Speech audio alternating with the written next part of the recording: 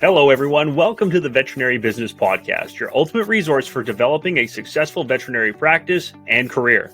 I'm Ryan Davies, Digital Marketing Advisor of Equo Marketing and one of the co-hosts of the Veterinary Business Podcast. On this podcast, we bring you insights and expertise from industry-leading doctors, experts, thought leaders, and we cover a wide range of topics, including practice management, marketing strategies, leadership development, HR best practices, and much more. Whether you're a practicing veterinarian, a practice owner, practice manager, or a student studying to be a veterinarian, this podcast is tailored to help you navigate the unique challenges and opportunities in the business of veterinary medicine. Every listener of this podcast is welcome to visit www.veterinarybusinessinstitute.com for additional resources and tools to support your growth. And remember, you can subscribe to our podcast on iTunes, Google Play, Spotify, and other popular podcast platforms.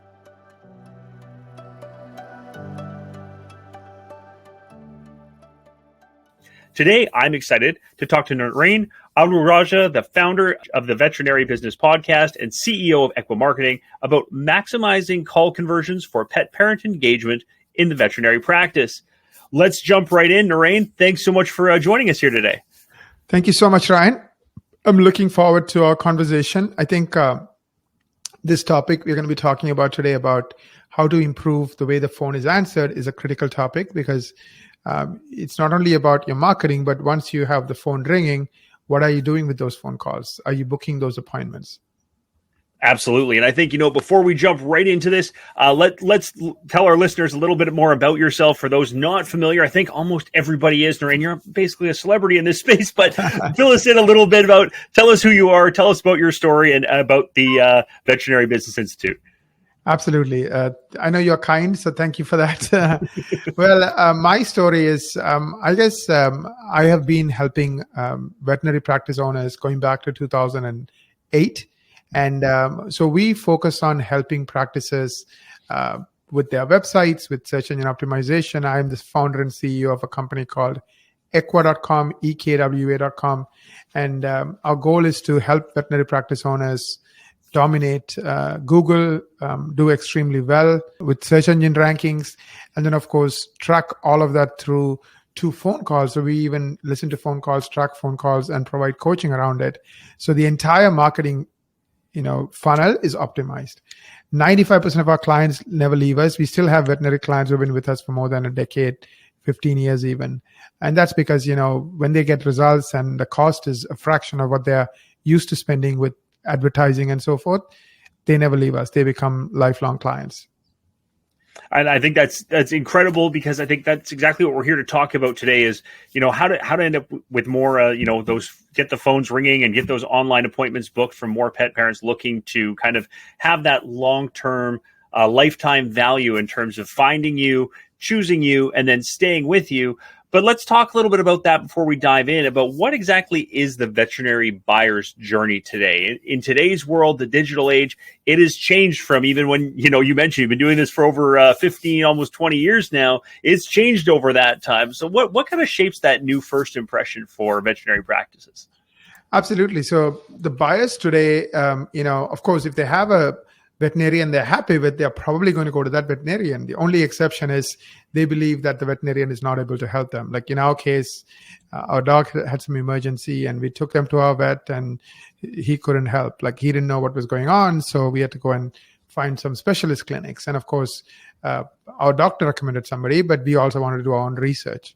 But most of the time people are looking for a new veterinarian when they don't have an existing veterinarian. So let's say they don't have a veterinarian they like, or they moved and they're in a new town, or they just got a new pet and they're looking for a veterinarian. And 90% of people who are looking for a veterinarian or a veterinary specialist, they start their search on Google. They start typing in what they need. So I have a pet, I'm looking for a veterinarian.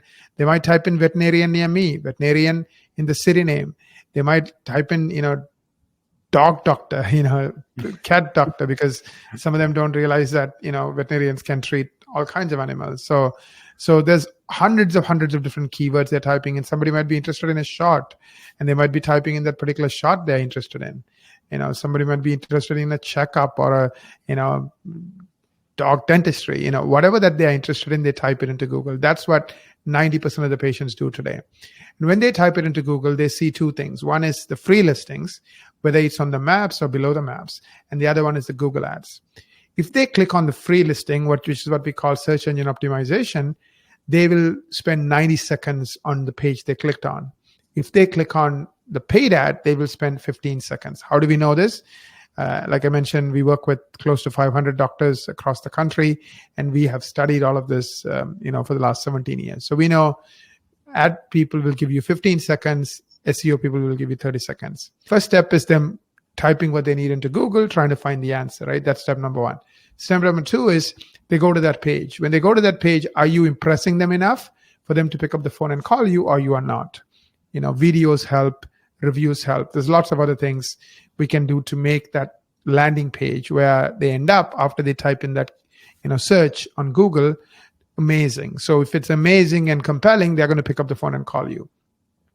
And the third step is the phone, right? They're picking up the phone and calling your office, and what happens in the phone call, which is what we are going to be focusing on today. So your very first impression is you showing up on Google, because if you don't even show up, they don't think you even exist.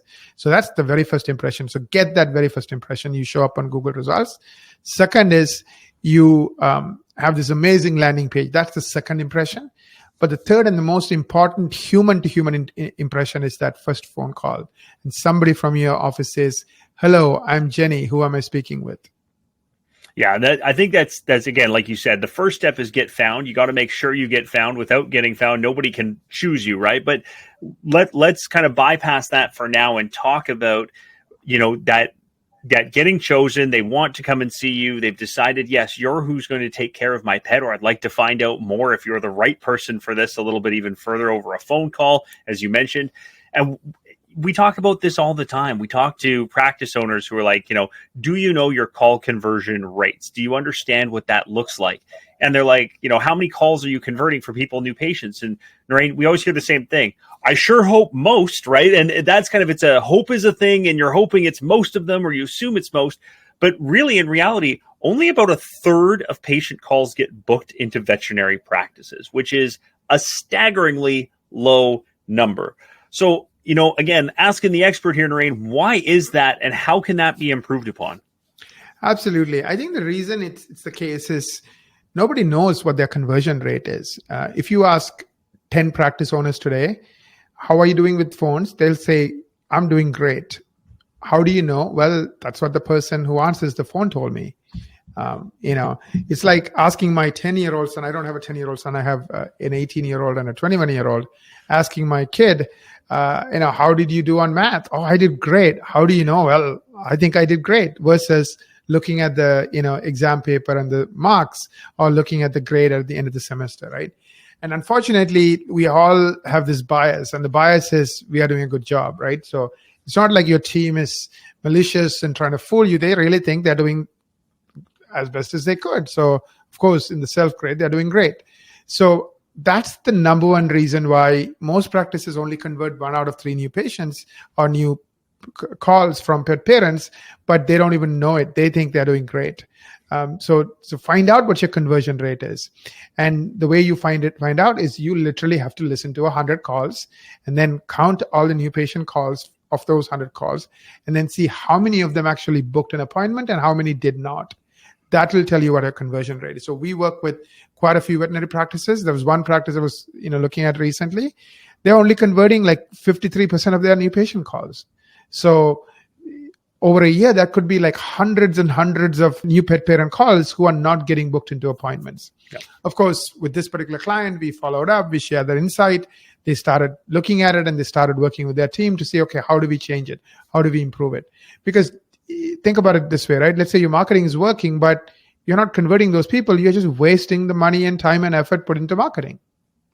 Yeah, and you mentioned it right off the start there, which I think we need to dig a little bit deeper on, is most practices don't know their call conversion rate. They don't understand the percentage, right? Like they maybe they know how to get it, but they don't understand what that means or what they need to track to get it. So what are the key metrics that veterinary practices should be tracking in order to make sure that they understand their call conversion rates? And then what should they be tracking to improve their call conversion rates? Absolutely. So there are two big metrics that I think if you just solve these two metrics, you will do really well. First one is the call conversion rate. So that's the percentage of people who are booking an appointment versus the percentage of new pet parents who are calling your office, right? So of those who need your services, what percentage are booking appointments to come see somebody in your office? So that's the call conversion rate. Given that this industry standard is 1 out of 3 are getting booked, 33%, I don't want to set a goal of like 90% for an A. I'm going to keep it really simple and easy. Let's make 70% an A. So you get 70% of the calls getting booked. Your team is crushing it. Pat them on the back, reward them, take them out for dinner, say, keep doing a good job. You're doing an amazing job, right? 60% is a B, 50% is a C, and anything below 50% is an F, right? So focus on knowing what your call conversion rate is and improving it. How do you do that? Every month, sit down with your team, everyone answering the phone, listen to 6 calls. With our clients, we give them those 6 calls so they can sit and listen to it together and then figure out what can we do differently. And a lot of times when you start listening to calls and your team starts listening, they start noticing, what they're doing wrong, and then they start fixing these things. I mean, that's the beautiful thing about human beings. Once they have information, they act on that information. Of course, they need the right information at the right time to act on. So that's number one. Second big issue I see with practices is missed call percentage, meaning the phone is not even getting answered during 9 to 5, right? 9 a.m. to 5 p.m. That's when everybody expects the businesses to be open. Ring, ring, the phone is not answered. Why? Maybe there's something wrong with the phone system. Maybe there's only 2 lines and the third person is calling. There could be all kinds of reasons. Maybe you get busy at lunchtime or certain hours of the day and you don't have enough people to handle that. So in those cases, have a protocol. Like, okay, if a line is ringing and the people who are typically supposed to answer the phone are not free, anybody should answer. Why? Because that call is important. If you miss that call, they're never leaving voicemail, they're not calling you back, you lose that patient. More than likely, they go to the next person on the Google result and they never call you, they never become your patient. So if it's happening during certain hours, you might say, hey, instead of everybody taking lunch or 2 people taking lunch at this time, let's stagger it. So you'll find creative solutions. Sometimes I know practices, they don't use the 9 to 5 work hours. So, find somebody to answer the calls during those hours when you are not in the office. Let's say you start at 10. Or you close early, on certain days. So just make sure there's somebody covering for it. Though these are things you need to know. Of course, if you don't know what your missed call percentage is, just like your conversion rate, you can't do anything to improve it. So I gave you 2 metrics, conversion rate, missed call percentage, and what you can do to improve those metrics. I think it's absolutely perfect. Yeah, I know one that we've talked to recently also said, we see our first pet parent at X time, but we answer the phone starting an hour before. And that's our all hands on deck time for that, right? Because we've seen that that's when they get their influx of calls is that time of day, right? So making sure that people understand those and really, again, what's your volume load and all of those things. When are you missing calls? Who should be there for it? That's fantastic to kind of get that. That's your foundation. Now, once you've kind of crossed that threshold and you're moving forward, let's talk about how team members handling these pet parent calls in veterinary practices. How should they approach conversations to be able to optimize conversions? Because I know that there's usually the mindset of, the person who picks up the phone, their job is to answer questions. But we know that the successful practices, that is not the right way to do it. So maybe you can explain a little bit more around optimization on those conversations. Absolutely. First of all, do you have the right person answering the phone, right?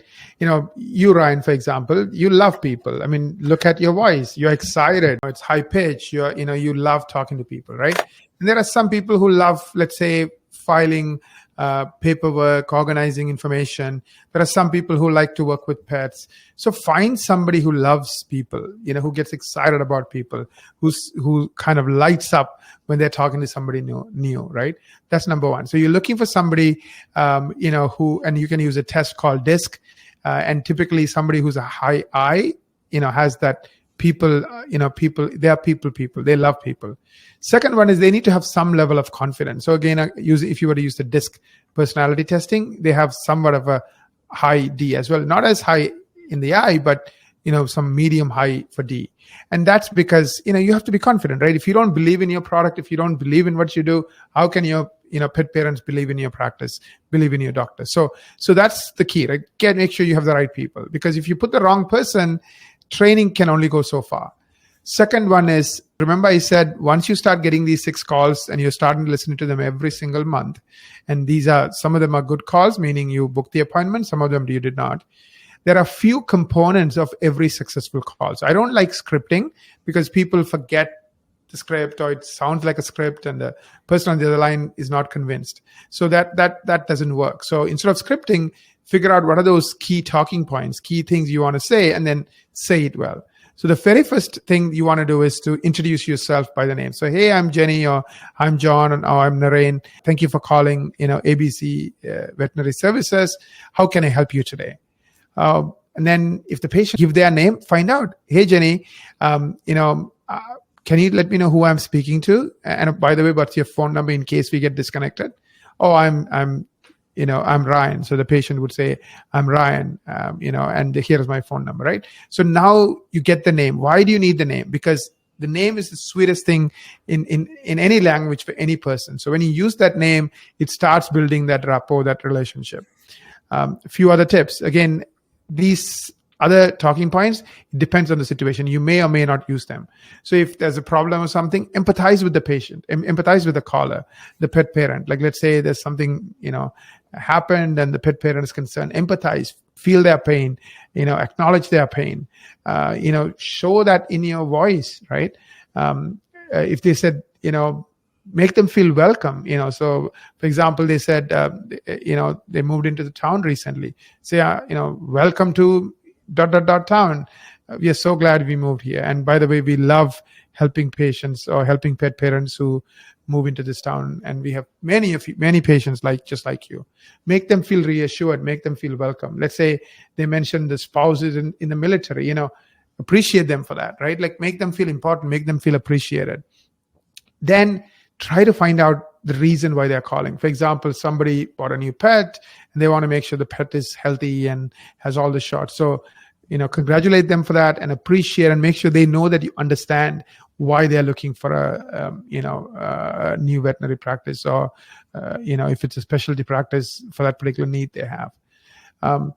Reassure them. For example, if they're concerned, like they're worried, like let's say something is wrong with their pet, you could say, oh yes, we help pets in this situation, or we work with so many shelties. By the way, I have a sheltie at home. So, find out what pet they have and, oh, that's so cute. How old is the pet? So get to know the pet, build that relationship. And most importantly, the last and the most important point is ask for the appointment. And the way you ask is you give them choice, right? Do you prefer mornings or evenings? Do you prefer, early in the week or later in the week? What about Tuesday at 4 p.m.? Why is choice important? When we choose, we are more committed to showing up. Why? Because I'm the one who made that choice. So give them 2 choice. They're much more likely to show up. Now, that's still not enough. You still have to send them reminders and all of that stuff, so they don't forget about the appointment. So before the call is over, collect all that information, the cell phone, if they have to fill out any forms, getting that across, all those details you need to follow through. But the most important thing is, remember, you're talking to a human being who's a little uncertain. They saw you on Google. Of course, if they saw you for SEO, they kind of trust you, but you're still a stranger. And that's why they're giving you 90 seconds and the benefit of the doubt and browsing your pages. If they came from ads, they don't trust you. They think what's a catch. So regardless of whether it's an ad patient or an SEO patient, then make sure you grow their confidence, make them believe in your practice, and get them to book. So there's all kinds of things you can do. You can, incentivize the people for booking calls, as a manager, owner. You can do all kinds of things. You can start tracking your call conversion rate, like I talked about. You can tracking your conversion rate. You can have these review meetings once a month to review the calls and constantly work on what you can do better. So once you know the framework, right, play this with your team. Then with respect to the framework, how are we doing? Are we asking for the name? Are we using the name? Are we reassuring them? Are we building rapport? Are we appreciating them? Are we asking for the appointment? So are those components in the call? Absolutely. I mean, I think it's like you said, you got to learn where you're at first, and then you can work on all those practice pieces and things like that. And we can fast forward here and say, yes, okay, great. So we've got a great call conversion rate now, and we're tracking it, and things are going really great. But what if it's beyond that, right? What if it comes down to the phone's just not ringing enough? So you're maximizing it, but you're not getting enough of those. What advice do you have for those practices that are looking for those the new pet patients, the new pet parent calls to be coming through? That's a great question. If I'm, this is a very, very valid question, right? My problem is not my phone. My phone never rings, right? I'm not getting enough new patient calls, right? If that's you, then you need to fix it, right? You can't pretend like you don't have a problem when you have. And I think one of the things that have happened is during COVID, everyone had a pet. There's unbelievable demand for new veterinary doctors. Of course, things have changed. Instead of spending the money on the pet, they're spending it on their travel, on clothes, on eating out, because they were stuck at home for a long time, right? So now it's back to normal competition, and all these practices that were doing extremely well during COVID are struggling. So if many of them perhaps didn't even market because of that extra demand they had. So if you're not marketing, then you need to think about marketing. Now, I like to, just like I try to explain things from the basics perspective, I like to go to the basics of marketing. So if you're doing traditional marketing, you will get 5% of the patients, right? Because traditional marketing drives 5% of new patients. Digital marketing drives 95%. Within digital marketing, there are 4 buckets: search engine optimization, Google ads, or what's called pay-per-click, social media ads, and organic social media. Now, I'll take the easy one, organic social media. That's getting free traffic from social media platforms. We work with 500 doctors, like I mentioned, and 1% of my doctors are what I call influencers, meaning they're spending 15 to 20 hours a week. They are celebrities like the pimple popper, who we all know. So because they're celebrities, they're able to create videos that 100,000 people will watch. If I'm Instagram, if I'm TikTok, I love the fact that these people get 100,000 people to spend 5 minutes on my platform. What do?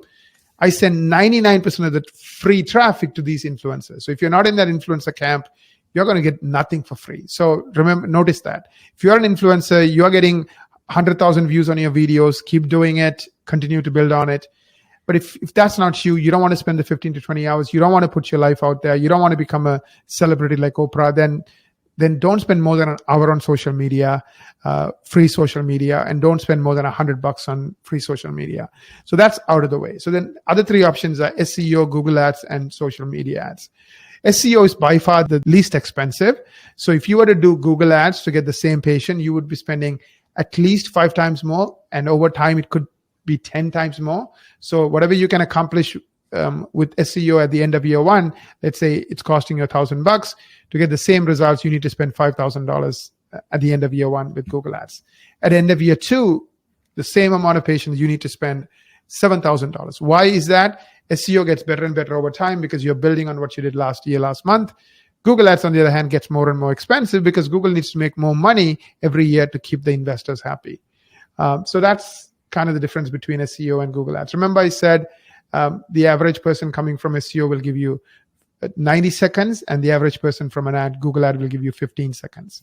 So that's the other reason why Google ads are a lot more expensive.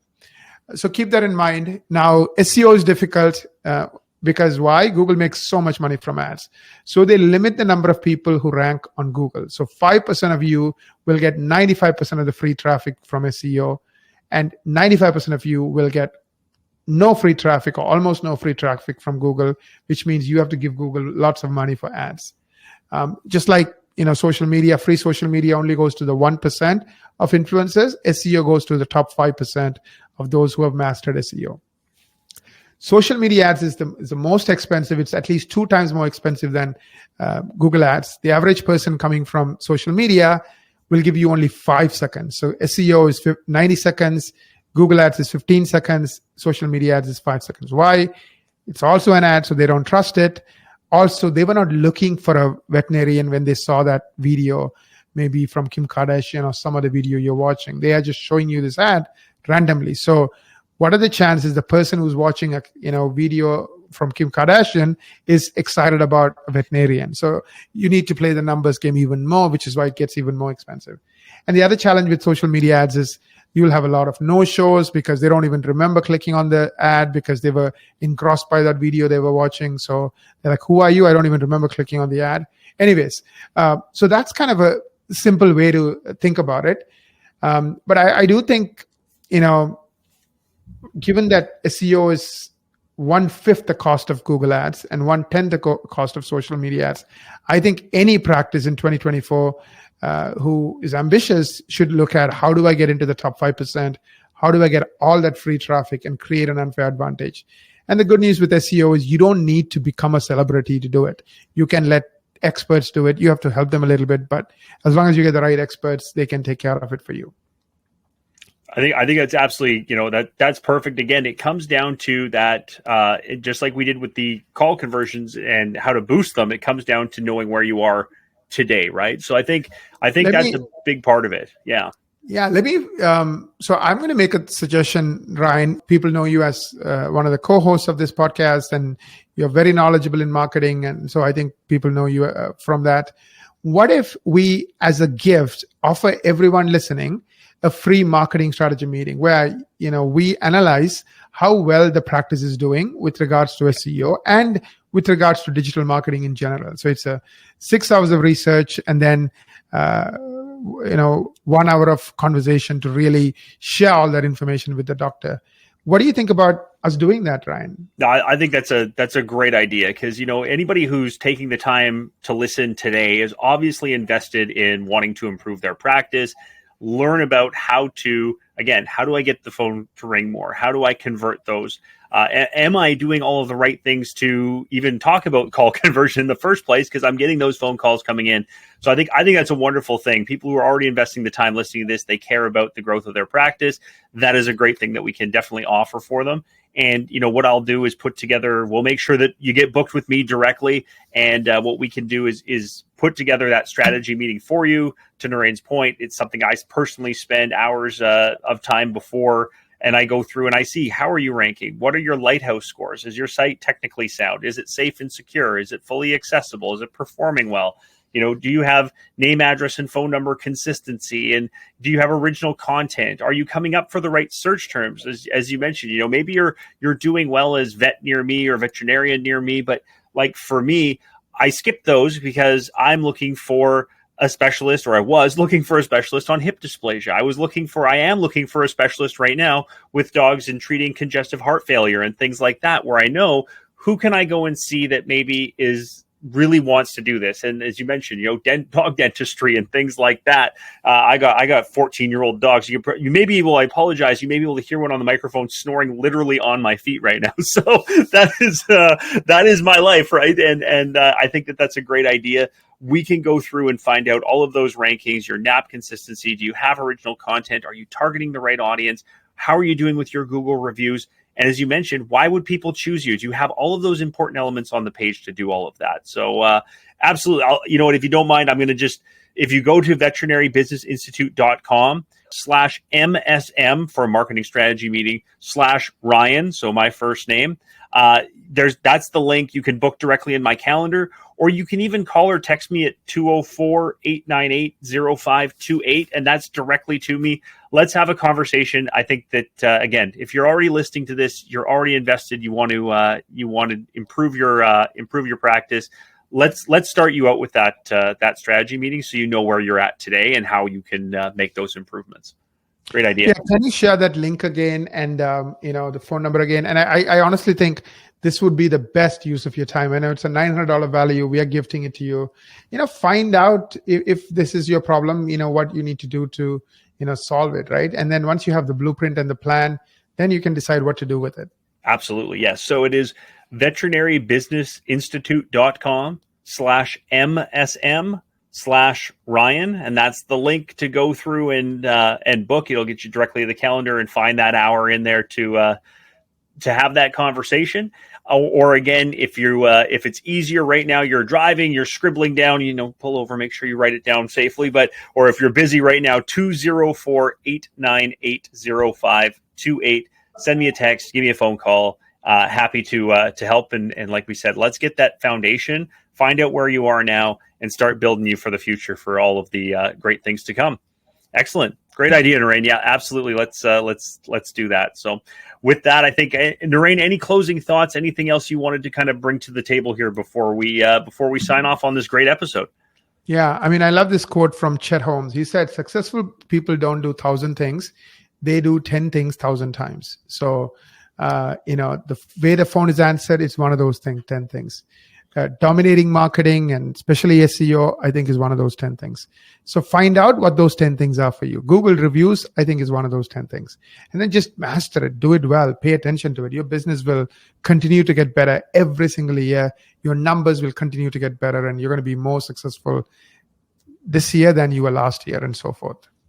Absolutely. I think that's a great place to leave it. And again, people listening here, you're already, committed, you're doing the right thing. So take it that next step further and make sure you've got all the information and you're well armed for that growth and everything from that perspective. And Naren, thanks for joining us today, for talking to us about maximizing call conversions for pet parent engagement and veterinary practices. We appreciate very much. Again, you're providing a lot of that great help to make sure that we're all on the right track here and doing the right thing. So thanks so much for that.